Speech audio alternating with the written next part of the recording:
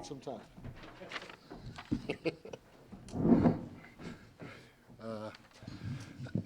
Man, a good win by our guys. It's good from the standpoint that when you go east and you're east as long as we were, and then travel the way we did coming back, and all that stuff to lock in and refocus for a game against a team that plays as hard as Toronto does. To get out of that game with a win, it was a fantastic job by our guys.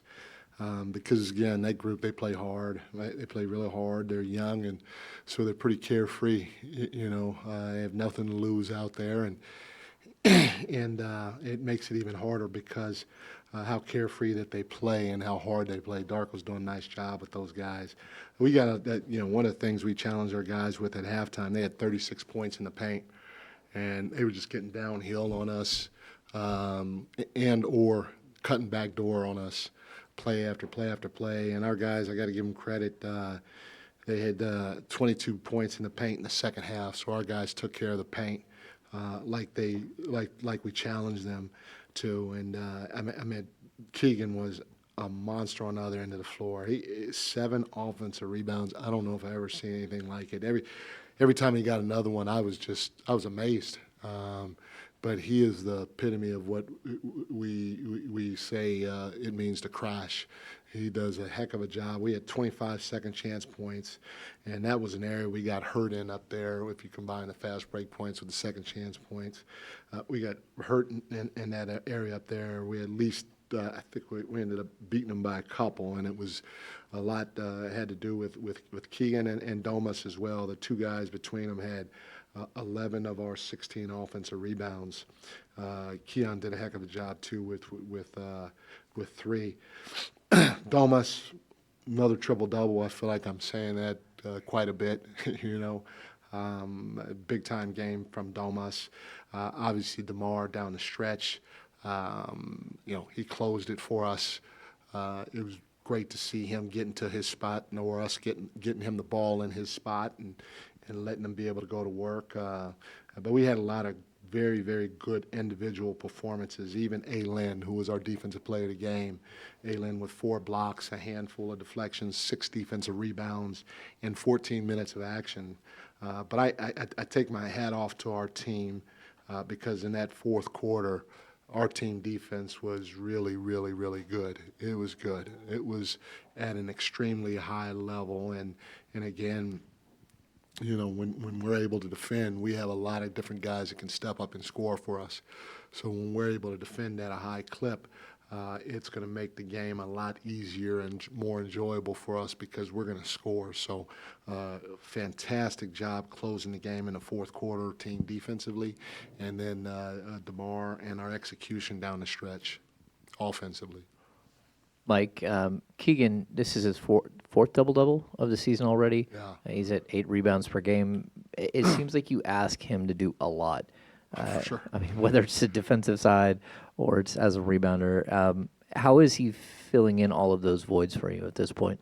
Man, you're 100% correct, James. I mean, I ask him to do a whole hell of a lot. He's taken the best player on the other team a lot of times, the best big wing player. So I'm asking him to do that. I'm asking him to score. I'm asking him to run the floor and shoot threes, and I'm asking him to create. And then he's got a rebound, not just defensive rebound, but he's got an offensive rebound, and that's every possession, every single game, and he just keeps trying to do it. He just keeps trying to do it, and you can see as he gets older and more mature, you could see his size really starting to be an advantage because he's quick for a guy at his size, and not that he's just big, but he's strong. And every year he plays in this league, he's just going to get stronger and smarter, and he's not going to lose that quickness advantage that he has. He was a natural power forward, probably slash center in college, and we converted him to a small forward slash 2. And so at that size, and now with the strength catching up with the size, and the intellect catching up with the size, he's turning into a monster for us in a lot of different categories, and we need him to, especially on the glass.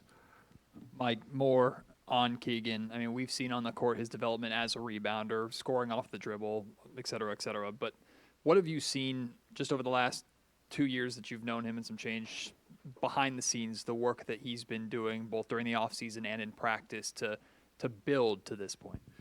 Unbelievable work ethic. I mean, he's in the gym all the time in the off season, whether he's here or even if he's in another state, he's finding a way to get to the gym to work on his game, and the sky's the limit for him.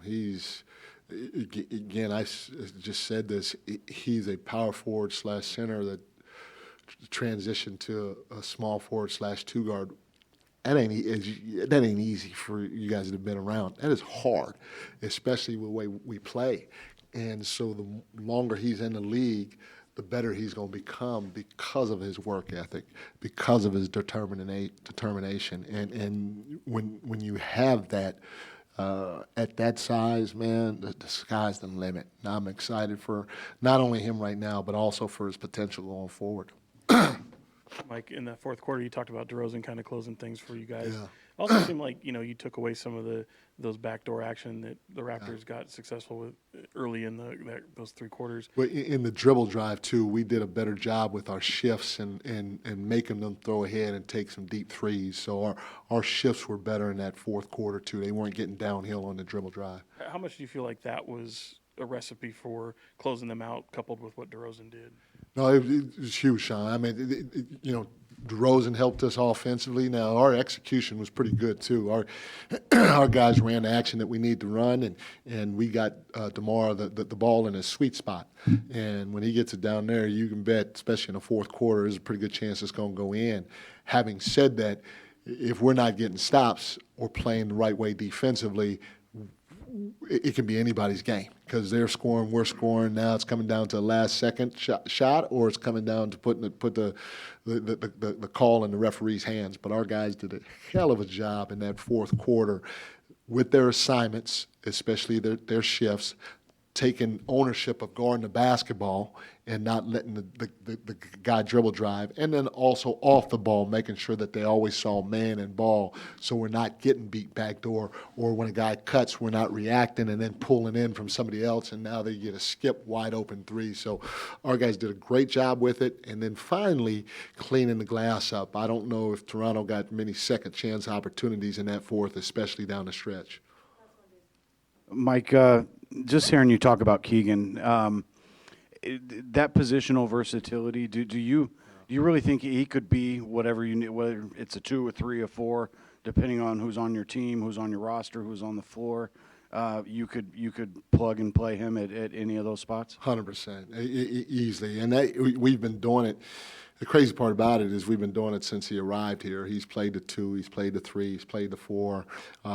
Maybe one day we'll play him at the 5. I don't know. I don't think we'll ever play him at the 1, though. But his versatility is just it's amazing for a young guy that again was a power forward on the collegiate level. And then on top of that, he was a 2-star recruit coming out of high school too. So his transformation is all about him and his work ethic and his will and determination to become the best player he can possibly be. And he's just starting to scratch the surface a little bit. I mean, look out for Keegan Murray. Thanks, everyone. Thank you, guys.